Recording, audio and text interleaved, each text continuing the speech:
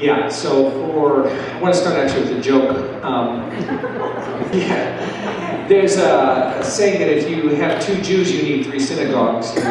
You go to yours, I'll go to mine, and we'll boycott the SOB on the Hill. So I say that by way of introduction to trying to, what do you do? Well, it's implicit that there's so many different views of who's the authority, but I did want to kind of try to lay out, I know it's confusing for some people. Jews you hear about Orthodox Jews, you hear about conservative Jews, you hear about Reform Jews, and I'm going from, roughly speaking, it should be Orthodox is more to the right, conservative is in the middle, Reform is more on the left. But each of these major branches has a different answer to this question.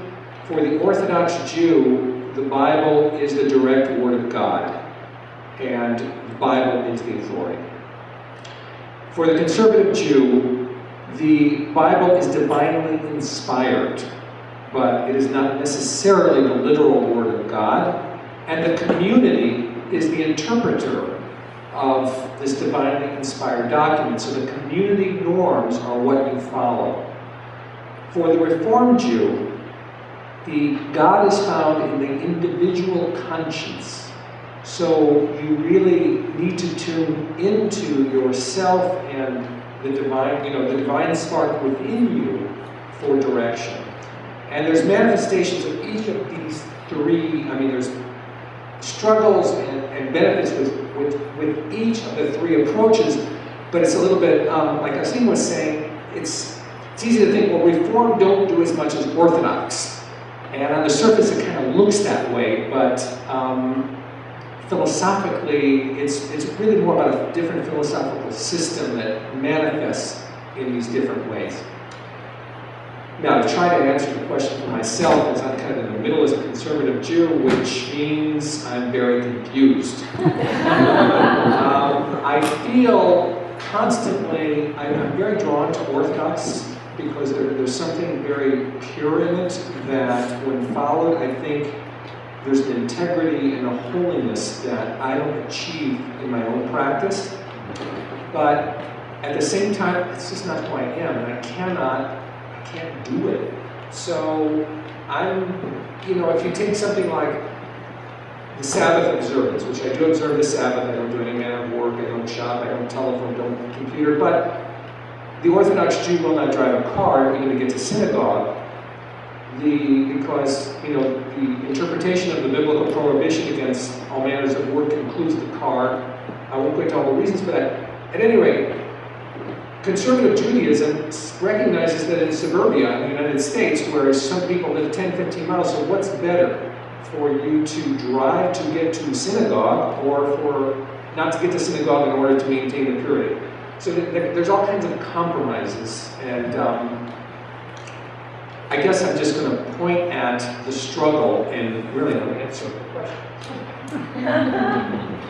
So I think I'm a Reformed Jew. I love that description. That was beautifully said. This is a tough one, Norm. Can I answer number 3 instead? So personal beliefs and conflict with the teachings. I would just tell you Christianity, one of the reasons there's 20,000 different ways to practice Christianity, and if we don't like what you're telling us to do, we just go form another church. And literally, that's what we did.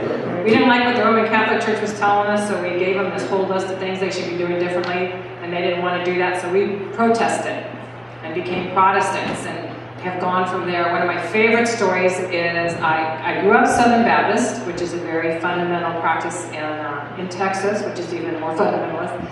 And I never saw a woman preach. I never knew that women could be ordained. And so I moved into the Presbyterian denomination, and Presbyterians ordained women at the time that I was in seminary, and they sponsored me actually through seminary, but they did not ordain my gay and lesbian brothers and sisters, so I found the United Church of Christ, which is perfect. No, so that was my own kind of progression, but I love the story of the Cooperative Baptist. It's this denomination that was formed, so if you're not cooperative, what are you?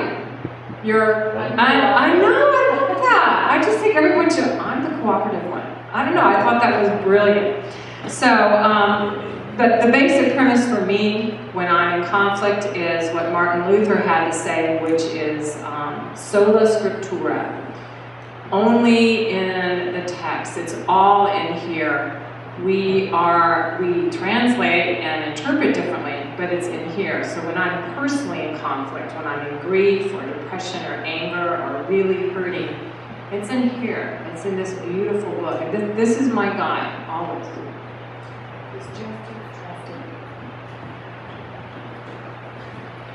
Well, similar to that, I think when I know whenever I have a conflict in my life, I go back to the scriptures in the Guru Granth Sahib, and they have smaller readings, and I go and I look at specifically what is Gurbani, which is what we call the scriptures. It's called, a shorter version is just saying Bani, that's what we call the scriptures.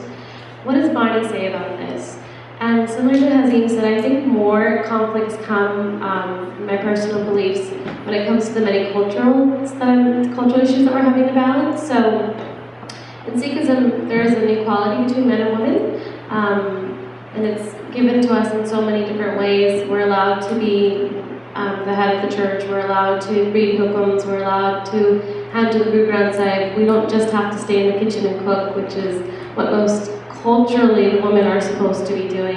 And then I have the American culture upbringing as well, which is telling me all these other things on top of the Punjabi Indian culture, and then you have your religious beliefs. So you can imagine growing up with all these different beliefs was very, very difficult. I think that's why I am a middle school counselor. It's because middle school age was the hardest time when you're kind of figuring out what is it that I believe and questioning identity as you go into adolescence and whatnot. And I noticed myself struggling with some things.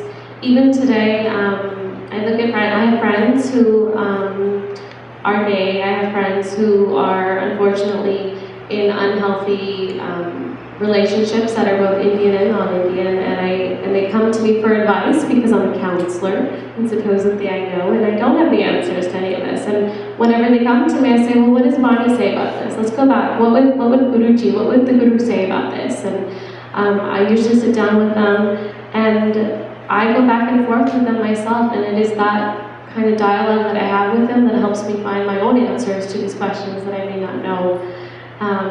Other issues that actually that are kind of not on here, but that do affect are, because this is your personal belief. So in the religion, when you're baptized Sikh, we don't drink alcohol. That's when you're baptized. So within the culture, the Punjabi culture, alcohol is huge, and it's a huge problem in our community. But within the religion itself, you're not supposed to once you're baptized. And this issue came up for me when I was in college, and even as a graduate student, I finished my master's at St. Mary's, and a bunch of us went out for drinks afterwards, and we went out to drinks at a bar. And I'd never been to a bar before, and I walked up the stairs, and I'm like, what am I doing? I am a Sikh woman with a turban who was identified, this is a big part of my identity, and I'm walking up the steps to a bar. This is not okay with me. What if one of my students or one of my members of our temple congregation saw me here? What would I say to them? Now, personally, I don't think there's anything wrong with going out with friends after dinner, and if they want to drink, then that's fine. But me, as a Sikh woman, how I'm being identified, there's a Sikh in a bar. There's a Sikh woman in a bar. Like, what's she doing in a bar? And that's a struggle. Those are little things that in my everyday life that I have to keep in mind when I'm presenting myself to people. And a lot of our young children today, I keep telling them, how you act is a reflection, because if nothing else, you'll remember that the person, if we do something bad, oh, it was that person in the turban, or that was that Sikh, oh, that was that person. So it's very easy to identify, and that's something that as a faith we have to keep in mind, and that was the one reason that we were given this identity, was because we were born to stand out and to be kind, so that people would remember us and the things that we do fight for, like injustices and love and harmony and all of these wonderful qualities that our religion preaches. But that's why Guru gave it to us. It's to remind us that, hey, where you go is gonna affect the people you interact with.